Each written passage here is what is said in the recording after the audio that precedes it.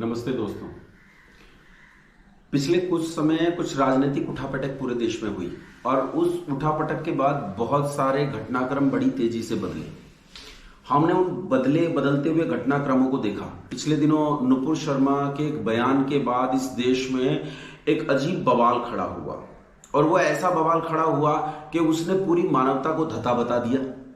लोग पूरे कोर्ट को इग्नोर करके, सरकारों को इग्नोर करके, पूरे प्रशासनिक तंत्र, न्याय व्यवस्था, सबको धता बताते हुए लोगों ने कानून अपने हाथ में ले लिया और सर तन से जुदा, तन सर से जुदा के नारे लगने लगे। स्थिति यह हुई क्योंकि नुपुर शर्मा एक निश्चित स्तर पर है तो नुपुर शर्मा तक तो वो लोग पहुंच नहीं पा रहे हैं। हालांकि नुपुर शर्मा तक पहुंचने की कोशिशें की गई हैं। पाकिस्तान तक से एक व्यक्ति आता है जो नुपुर शर्मा तक पहुंचने की कोशिश करता है उसकी हत्या के लिए, उसका सर तन से जुदा करने के लिए। लेकिन जिन लोगों ने वीडियोस निकाले नुपुर शर्मा के पक्ष में, जिन लोगों ने फोटोज लगाए अपने स्टेटस वगैरह पर या फेसबुक पर कोई पोस्ट डाल दी, उन सब लोगों की हत्याएं कर दी गई। उदाहरण हमारे सामने है। राजस्थान में हत्या की गई, महाराष्ट्र में हत्या की गई, इसके अलावा अभी कर्नाटक में हत्या कर दी गई। इसके अलावा आज ही मैं पढ़ रहा था मध्य प्रदेश के खंडवा में एक वकील साहब के पास हत्या के मैसेजेस आए कि हम तुम्हारी हत्या कर देंगे। ऐसे हत्या के मैसेजेस कितने लोगों के पास आए हैं उनकी तो गिनती नहीं, चारों। अब ये सोचिए ऐसा किया क्यों जा रहा है, ऐसा करने का कारण क्या है? ऐसा करने का सीधा कारण है बंधुओं, तुम्हारे भीतर आतंक तैयार करना, तुम्हारे भीतर एक डर पैदा करना ताकि तुम डर जाओ। अगर तुम्हारे जैसे 10 लोगों को मार दिया गया तो तुम लोग डर जाओगे और ऐसी किसी नुपुर शर्मा के पक्ष में खड़े होने का प्रयास नहीं करोगे। तुम अपने किसी व्यक्ति के साथ खड़े होने का प्रयास नहीं करोगे।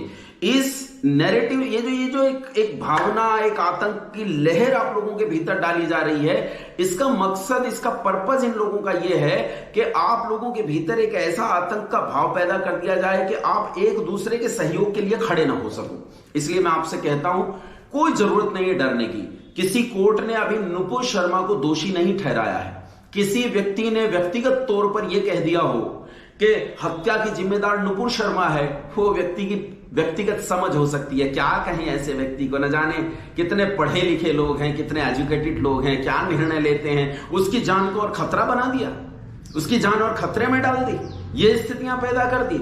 लेकिन अभी किसी कोर्ट ने नुपुर शर्मा को दोषी नहीं ठहराया है, किसी सरकार ने नुपुर शर्मा को दोषी नहीं ठहराया है। हाँ, कुछ लोग इकट्ठे होकर उसे दोषी ठहराना चाहते हैं। जब तक उसका दोष साबित नहीं हो जाता तब तक हम नुपुर शर्मा का समर्थन करने के लिए पूरी तरह स्वतंत्र हैं और हम नुपुर शर्मा का समर्थन करेंगे।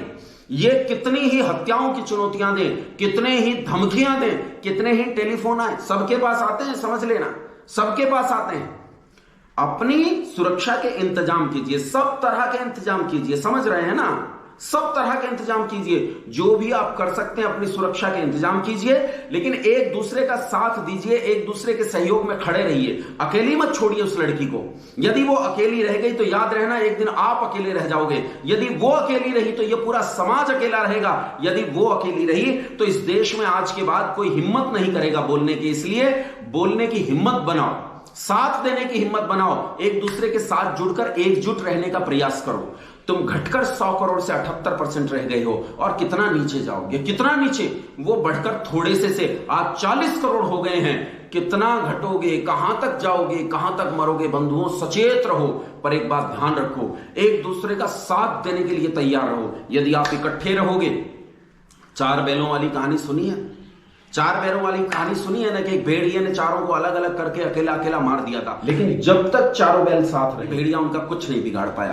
तो इस भेड़िए से सावधान रहिए। ये भेड़िया जो सुदूर देश से इस देश में आया था आज से 1250 साल पहले, और आज इस देश में भेड़िया अपने आतंक का तांडव कर रहा है। इस भेड़िए को चुनौती देने के लिए अपनी कमर कसो, जहां हो, जितनी योग्यता है, जो योग्यता है उससे विरोध करो, लेकिन सज्जनता का सहयोग और दुर्जनता का असहयोग, उसका दमन करने में हमेशा तैयार रहना चाहिए। वेद कहता है, इंद्रम वर्धन्तु वक्तुरः कृणवन्तो विश्वमार्यम अपघ्नन्तो अरावणः, अर्थात दुष्टता का दमन करना ही चाहिए। वेद कहता है कि जो आपके बीच में दुष्ट हैं उनका तो ऐसे नाश करो, निशशाहि मर्चन्ननु स्वराज्यम, स्वराज्य को स्थापित करने के लिए जो दुष्टता है उसे पूरी तरह कुचलकर नष्ट करना पड़ता है। बहुत धन्यवाद, प्रणाम।